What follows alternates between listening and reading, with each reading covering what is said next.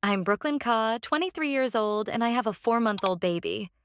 I never imagined I'd be a single mom at this age, but here I am, sitting in my cousin's apartment trying to figure out my next steps. This wasn't the plan. After my breakup, I wanted to return home to my parents, where I thought I'd feel safe. But they didn't have space for me, not with my baby. They didn't say it outright, but I understood. I pretended it was fine, told them I'd manage, and I guess I did. Kendrick, my cousin, offered to let me stay with him. He's 23 and has his own place, a 2-bedroom apartment on the ground floor. It's not huge, but it's enough for now. I didn't have many other options, so I packed my things and moved in. I should feel grateful. He didn't make it awkward. He simply said I could stay as long as I needed, and he's great with my baby, which helps more than I want to admit. But the truth is, I feel like I'm carrying a secret I can't escape because Kendrick isn't just my cousin. 4 years ago, we went to France on a family vacation, and that trip changed everything. I still remember arriving at the hotel, unpacking, and heading out to explore. The city was stunning. Narrow streets, vibrant markets, and cozy cafes tucked into corners. I should have been focused on all that, but instead, I kept noticing how girls looked at Kendrick. He's always been attractive, and I hated how much I noticed it. It was worse seeing how other girls noticed too. They wore short shorts and tank tops, giggling and flipping their hair, hoping he'd glance their way. Sometimes he did. I hated it. I hated how it made me feel invisible. I don't think I even realized what I was doing at first. I started dressing differently. Short skirts, low-cut tops. I told myself it didn't mean anything, that I just wanted to feel confident, but deep down, I wanted him to look at me the way he looked at them. When he didn't, it made me try harder. One night, everything came to a head. We were at the hotel bar. I'd had too many drinks, probably. I saw 2 older women talking to him, touching his arm, laughing too loudly. Something inside me snapped. Some guy at the bar was buying me drinks, but I couldn't focus on him. All I could think about was Kendrick. I walked over and pulled him away from those women. I don't even remember what I said, just that I was angry. Angry he wasn't paying attention to me. He told me I looked good. That's all it took. One compliment, and suddenly everything shifted. After that, things happened fast. We went back to my room, I changed into pajamas, and before I could think too much about it, he kissed me. I didn't stop him. I didn't even try. We slept together twice. When the trip ended, we acted like nothing happened. Back home, there were moments at family gatherings or in his house when no one else was around where it felt like it might happen again. But it didn't. I buried it. I moved on. I dated other people. And now I have a baby with a man who walked away the moment things got hard. And somehow, I'm right back here in Kendrick's apartment, sleeping in his spare room, pretending everything's fine. But it's not. I still feel it. That tension between us. And it scares me. I keep telling myself it's temporary, that I just need to get back on my feet, save some money, and move out. But every time I catch him looking at me or see him holding my baby, I wonder if I'm lying to myself. Don't forget to like, share, and subscribe to this channel if you're enjoying the story so far. It helps more than you know. And there's plenty more to come. Now, let's get back to it. The summer I turned 19, my family decided to take a 2-week trip to France. It was supposed to be one of those perfect vacations, city tours, beaches, and endless sightseeing. I didn't expect it to change my life the way it did. I remember stepping off the plane, already exhausted, and seeing Kendrick waiting at baggage claim. He looked different. Older, more confident. His hair was shorter than before, and he'd filled out in ways I hadn't noticed until that moment. Girls noticed too. It started almost immediately. At the hotel lobby, a group of girls in short skirts kept glancing his way. On the streets, women stared as we walked by. I don't know why it bothered me so much. I told myself it was just protective cousin stuff, but that wasn't true. I hated how much attention he got, and I hated how invisible it made me feel. By the 3rd day, I was done pretending it didn't bother me. I started dressing differently. Skirts instead of jeans, tops that dipped lower than usual. I didn't even recognize myself in the mirror, but I liked the way heads turned when I walked past. and Kendrick noticed. Not right away, but enough. We were at a museum when I caught him looking. I wasn't even trying to get his attention. I was just leaning over a glass display case. But when I glanced up, his eyes were already on me. He looked away too quickly, and something about that made me feel powerful. That night at the hotel bar, things shifted. I'd had a few drinks, enough to feel warm and a little reckless. Kendrick was sitting at the bar, surrounded by two older women who couldn't stop touching his arm and laughing too loud. They were practically draped over him. I told myself I didn't care, but my stomach burned. Some guy had been buying me drinks, but I didn't even know his name. I just kept glancing at Kendrick, waiting for him to look my way. He didn't. I couldn't take it anymore. I walked over, pulled Kendrick aside, and told him I was mad. I didn't even make sense. I just blurted out that he wasn't paying attention to me. He laughed at first, but then he got serious. He told me I looked good, said I'd been turning heads all night. I don't know what it was about hearing that from him, but it made my skin tingle. Before I could respond, the guy who'd been buying me drinks came over. He grabbed my arm and tried to pull me back to the bar. Kendrick didn't hesitate. He stepped between us and told the guy to back off. The guy shoved Kendrick, and for a second I thought it was going to turn into something worse. But Kendrick stood his ground, and eventually, the guy backed off. I don't know what came over me after that. Maybe it was relief, or maybe it was the way Kendrick looked at me when it was just the two of us again. We went back to my room. I changed into pajamas, and before I could even think about what I was doing, Kendrick kissed me. I didn't stop him. It was slow at first, like we were both waiting for the other person to pull away, but no one did. It didn't feel wrong in that moment. It felt inevitable. We slept together twice. The next morning, we didn't talk about it. We went back to being cousins, back to sightseeing and pretending nothing had happened. But the air between us was different after that. Every look felt heavier. Every touch lasted a little longer than it should have. And then we went home, and the secret stayed between us. Going home after that trip felt like stepping back into reality, but nothing about it felt real. Kendrick and I didn't talk about what happened in France. We didn't make any promises. We didn't even say it was a mistake. We just acted like it didn't happen. But it lingered. The first family gathering after the trip was the hardest. I remember walking into my aunt's house and seeing Kendrick across the room. He was laughing with his brother, completely at ease, like he hadn't been in my bed just weeks before. I kept telling myself to act normal, but my eyes wouldn't stop drifting to him. Every time he moved, I noticed. Every time he looked my way, I felt it. Then it started. Little things. He'd catch my eye from across the table and smirk, like we shared some secret. Or he'd walk past me, brushing my arm just enough to make my skin burn. At one point, he leaned in and whispered something about how different I looked, how grown up. I laughed it off, but inside I couldn't breathe. The worst part? No one noticed. No one questioned why we seemed closer or why I couldn't look him in the eye for too long. And that made it worse. I started dating not long after. It wasn't serious, just a way to distract myself. I told myself I was moving on, that Kendrick was my cousin, and what happened was just a mistake. I even believed it sometimes. But then there'd be another family party, and he'd find a way to get me alone. Once, I was helping set up food in the kitchen. Everyone else was outside, and Kendrick came in behind me. He stood too close, and I could feel the heat off his body. "You good?" he asked. I nodded, but my hands were shaking. Then he reached past me for a plate, brushing against my back like it was an accident. It wasn't. I didn't stop him. That's what kept me up at night. The fact that I let it happen. That even though we never crossed the line again, I let myself get pulled back into those moments where it felt like we might. But we didn't, and eventually, I told myself it didn't matter. I met someone, fell in love, or at least I thought I did. And when I found out I was pregnant, I thought that was it. That I was starting over, and Kendrick would just be part of my past. But even then, he didn't fade completely.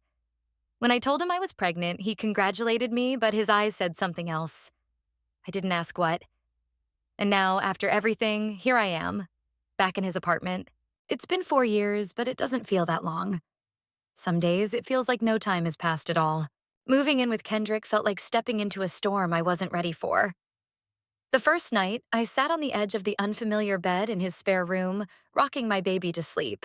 I tried to pretend I wasn't hyper-aware of Kendrick in the next room. His voice faint through the wall as he talked to someone on the phone. His footsteps slow and heavy from the limp he hadn't fully recovered from. I told myself it was temporary. A few months, maybe less. Just enough time to get a job and save up for my own place. That's what I told him too, and he didn't argue. He just handed me the key and said, "Stay as long as you need." But being here brought everything back. I wasn't expecting him to be so good with my daughter. The first time he picked her up, she curled right into him, like she'd known him forever. He joked about how she liked him more than me, and I laughed, but it hit me harder than I wanted to admit. He made it easy. Too easy. He helped with feedings when I needed a break, folded laundry without being asked, and always seemed to know when I was on the verge of breaking down. One night, after a long day of job hunting and rejection emails, I walked into the living room and found him on the couch with my baby asleep on his chest. The TV was on, but he wasn't watching it. He was just staring at her, his fingers lightly brushing her tiny hand. I froze for a second. I let myself picture it. The three of us as a family. And then I hated myself for thinking it because Kendrick wasn't hers, and he wasn't mine. The guilt ate at me, but it didn't stop the thoughts. Every time he touched my shoulder or brushed past me in the kitchen, it felt like my skin was on fire. And the way he looked at me sometimes, like he was remembering too, made it even harder. I kept telling myself he wasn't the same Kendrick I met in France. He wasn't the confident, carefree guy who made me feel like the only girl in the room. He'd been through a lot. The car accident happened a year before I moved in. Some drunk driver ran a red light and hit him head on. Kendrick broke his shin and hip and had a concussion that messed him up for months. He still walked with a limp, and some days the pain slowed him down so much I could see the frustration in his eyes. But he never let it show for long. He joked about it, laughed off the limp, and insisted he didn't need help, even when it was clear he did. I think that's what scared me the most. Seeing him vulnerable made it harder to keep my guard up. One afternoon, I came home to find him on the couch, trying and failing to lift a box of baby supplies I'd ordered. "Let me help," I said, reaching for it. "I got it," he grumbled, wincing as he shifted his weight. I crossed my arms. "Kendrick." He sighed, finally letting go of the box. "Fine, but don't tell anyone." I have a reputation to uphold. I smiled, but it felt too effortless, too natural. Later that evening, after my baby had fallen asleep, I found myself sitting next to him on the couch. At first, neither of us spoke, and then he glanced at me. "You're doing great, you know," he said gently, his voice soft. "With her. With everything." I wanted to believe him, but the way he said it, the way he looked at me when he did, made my chest tighten. I'm not sure if it was the exhaustion or the tenderness in his voice when he spoke about my daughter, but in that moment, it felt like the walls I'd built around myself were starting to crumble. And that terrified me more than anything. The tension began creeping back in before I even realized it. At first, it was subtle. Small things. Kendrick would brush past me in the hallway, his hand barely grazing my lower back, and I'd feel it linger long after he was gone. Or he'd hold my baby and look up at me with such softness in his eyes that it made my stomach twist. I told myself it didn't mean anything, that it was just the exhaustion playing tricks on me. But then came the comments. "You're amazing with her," he said one night while watching me rock my baby to sleep. "Seriously, I don't know how you do it." His voice was low, almost like he didn't mean for me to hear it. I froze for a moment before forcing a smile. "You get used to it," I replied. But he didn't let it go. "No, I mean it," he said. "You're stronger than you think." I wanted to brush it off, but I couldn't. His words stayed with me, circling in my head long after he left the room. And that's when it started again. The jealousy. Kendrick wasn't exactly subtle when it came to women. He'd get texts late at night, and sometimes I'd catch him smiling at his phone, I hated how much it bothered me, especially since I had no right to feel that way. The first time I saw him leaving the apartment dressed up, it hit me harder than I expected. I tried to act casual, asking where he was going without making it obvious that I cared. Grabbing drinks, he said, slipping on his jacket. I won't be late. I nodded and smiled, pretending not to notice how he adjusted his collar in the mirror. But the moment the door closed behind him, I felt sick. I spent the next 2 hours pacing the apartment, checking my phone and trying to convince myself it didn't matter. But it did. When he came back, his shirt was slightly wrinkled and his hair looked like someone had run their fingers through it. He didn't say much, just gave me a tired smile and asked if the baby had been good. I wanted to ask about the girl. Instead, I said goodnight and went to my room. Sleep didn't come easily that night. The tension kept building after that.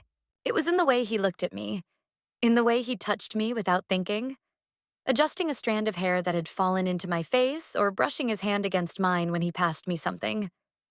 Once, he caught me staring at him. He didn't say anything, but his lips curled into a small smile before he looked away. And that's when I knew this wasn't just me imagining things. It was real. The lines were blurring, and I didn't know how to stop it. I kept reminding myself that Kendrick was family, that we had already crossed a line we shouldn't have, and it nearly broke me the first time. But then he'd look at me like that. Like I was the only one in the room, and all the arguments I rehearsed in my head disappeared. I wanted him, and that scared me more than anything. It happened on a night when everything already felt too heavy. The baby had been crying for hours, and nothing I did seemed to help. I paced the apartment, bouncing her in my arms until my back ached and my legs felt like they might give out. By the time Kendrick came home, my eyes were swollen from crying, and I didn't even care that I looked a mess. He took one look at me, didn't say a word, and reached out for the baby. She probably just needs a change, he said, calm as ever, like my entire world wasn't unraveling. I handed her over without arguing and sank onto the couch. I didn't realize I was crying again until Kendrick sat down beside me, my daughter already asleep in his arms. She's fine now, he said softly. But I wasn't. I broke. I didn't even know where to start. Words poured out of me about my ex, how he walked away when things got hard, how I felt like I wasn't enough, like I'd already failed as a mom. Kendrick listened without interrupting. He just sat there, holding my baby like it was the easiest thing in the world. When I finally stopped talking, he didn't try to fix it. He didn't tell me it would all be okay or that I was overthinking. Instead, he said, "You didn't deserve any of that." I looked at him, and the way he said it, the softness in his voice made my throat tighten. He set the baby down in the bassinet, then turned back to me. "You're not alone, Brooklyn." I wanted to believe him. And then it happened. It wasn't planned. One second we were sitting there, and the next his hand was on my cheek, brushing away a tear I didn't even realize had fallen. I should have pulled away. I didn't. When he kissed me, I let him. It wasn't soft or hesitant. It was desperate, like neither of us could stop even if we wanted to. For a moment, it didn't feel wrong, but then it hit me. I pulled back, my breathing uneven, my heart pounding. "This is wrong," I whispered. Kendrick didn't move. "I know," he said, but his voice sounded strained, like he didn't believe it any more than I did. He reached for my hand, and I didn't stop him. I wanted to. I told myself I would. But when his fingers laced through mine, it felt too familiar, too safe to let go. And just like that, the walls I'd spent years building came crashing down. We didn't talk after that. Not about what it meant or what we were supposed to do now.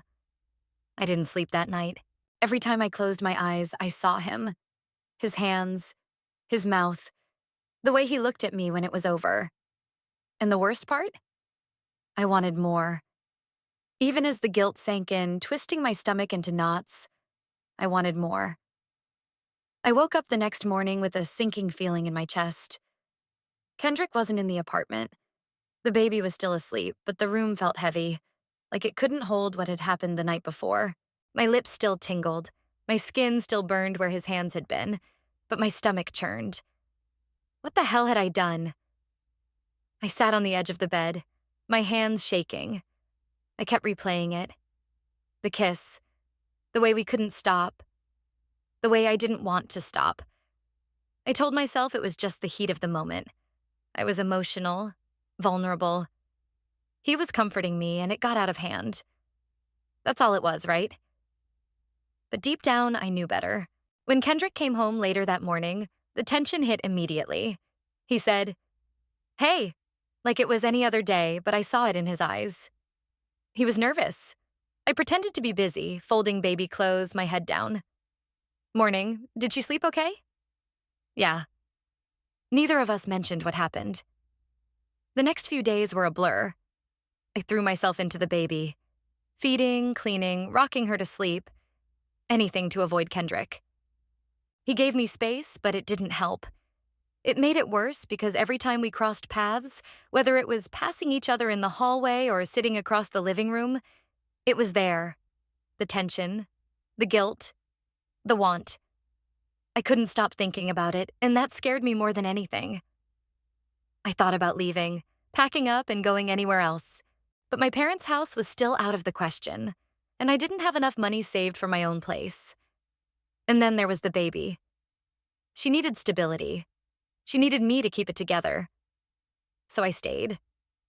But staying meant watching Kendrick try to act normal even when I could tell he was struggling too.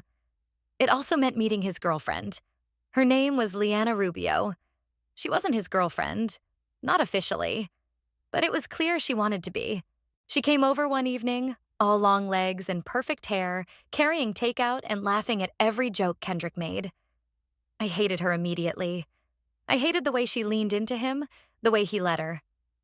But most of all, I hated how much it bothered me. She was nice, too nice. She asked about the baby, offered to help, and complimented my outfit. But the whole time, her eyes kept flicking between me and Kendrick, like she was trying to figure something out. I knew she saw it. The way Kendrick tensed up when I walked into the room. The way he avoided looking at me when she was around. Later that night, after she left, Kendrick knocked on my door. "Can we talk?" I shook my head. "Not tonight." He hesitated, then nodded and walked away. I wanted to cry, but I didn't. Instead, I sat in the dark, staring at my baby and wondering how I let things get this bad. It all came crashing down faster than I thought it would. Liana showed up unannounced one afternoon, all smiles and sugary sweetness, but her eyes told a different story. Kendrick wasn't home, just me and the baby. She stood at the door, holding a plastic bag filled with baby clothes. "I saw these and thought of her," she said, stepping inside without waiting for me to invite her. I forced a smile and took the bag. "That's really thoughtful." "Of course," she said, her eyes scanning the apartment. "I just wanted to check in, make sure you're okay." The way she said it made my stomach twist. "I'm fine." She leaned against the counter, arms crossed. "You and Kendrick seem close." I froze. What's that supposed to mean? She tilted her head, her smile sharp now. "I'm not stupid, Brooklyn," she said, and I opened my mouth to defend myself, but no words came out. "Look, I don't know what's going on between you two, but whatever it is, it's not fair. Not to me, not to your baby." Her words hit me like a slap. I wanted to scream at her, to tell her she didn't know anything about me or my life. But the truth sat heavy in my chest because she wasn't wrong. She stepped closer. "You need to figure out what you want, but if you think I'm just going to sit back and let you ruin Kendrick's life, you're wrong." I didn't say anything. I couldn't. When she left, the apartment felt smaller, like the walls were closing in. I spent the rest of the day avoiding Kendrick, but by the time the baby fell asleep, I knew I couldn't keep running from this. I found him in the living room, sitting on the couch, scrolling through his phone. He looked up when I walked in, his expression unreadable. "We need to talk," I said. He nodded and set his phone down. For a moment, neither of us spoke. Then it all came out. I told him everything. How I couldn't stop thinking about France. How being here with him made it impossible to move on. How I hated myself for wanting him even when I knew it was wrong. By the time I finished, my hands were shaking. Kendrick didn't look away. "I feel it too," he said quietly. Those 4 words knocked the air out of me. "But I don't know what to do," he admitted. "You're my cousin, Brooklyn. We're not supposed to feel this way." I sat down beside him, my heart pounding. "So what now?" He shook his head, running a hand through his hair. "I don't know." We sat there in silence, the weight of it all pressing down on us. "I can't lose you," I said finally. "You won't," he said, but his voice was strained. I wanted to believe him, but the truth was there wasn't an easy answer. We could keep pretending, acting like nothing happened, but that wouldn't make it go away. Or we could walk away completely, cut ties, even if it shattered me. Or we could do the unthinkable, be together and risk everything. I sat awake that night, staring at the ceiling while my baby slept soundly in the bassinet beside me. My mind kept replaying the conversation with Kendrick. His words, my words. The weight of it all felt unbearable. He felt it too. That should have made me feel better, but it didn't. If anything, it made it worse because now I knew I wasn't crazy. It wasn't just me. But knowing didn't make it any easier. I thought about my daughter, the tiny person who needed me more than anyone ever had. She didn't ask for this mess. She didn't deserve to be dragged into my chaos. I couldn't keep doing this. The next morning, Kendrick was already in the kitchen when I walked in. He looked up, and for a second, we just stared at each other. I broke the silence first. "I can't." He sat down, his coffee mug in hand. "Can't what?" "This," I said, my voice cracking. "I can't keep pretending it's not there, but I also can't let it ruin everything." He didn't speak right away, and I hated the look on his face. The hurt mixed with something else. Acceptance, maybe. "I get it," he said finally. I felt my chest tighten. "Do you?" He nodded. "You're right. Your baby comes first." I swallowed hard, fighting the tears threatening to spill. "And you need someone who isn't this." He didn't argue. He just stepped closer, resting his hand lightly on my arm. "I'm still here, Brooklyn. I'm not going anywhere." His words were supposed to make me feel better, but they only made it harder. I stepped back, creating space between us, even though it hurt to do it. "I need time to figure myself out, to figure out what this is." He didn't fight it. He just nodded, his jaw tight. For the next few weeks, we kept things surface level. He still helped with the baby, still checked on me, but the touches stopped. The lingering glances faded. We acted like nothing had ever happened. But some nights, after the baby was asleep, I'd find myself lying in bed, wondering if it was really over, or if it was just paused. Because the truth was, Kendrick wasn't just my past. He was still in my present, and I wasn't sure if I'd ever be ready to let him go completely. Thank you so much for sticking with me through this story. If it resonated with you or made you feel something, please take a moment to like this video. It helps more than you know. And if you think someone else might need to hear this, share it. Sometimes stories like this can be the push someone needs to start healing. Also, don't forget to subscribe. There are more stories like this, real, raw, and honest. And I'd love for you to be here for the next one.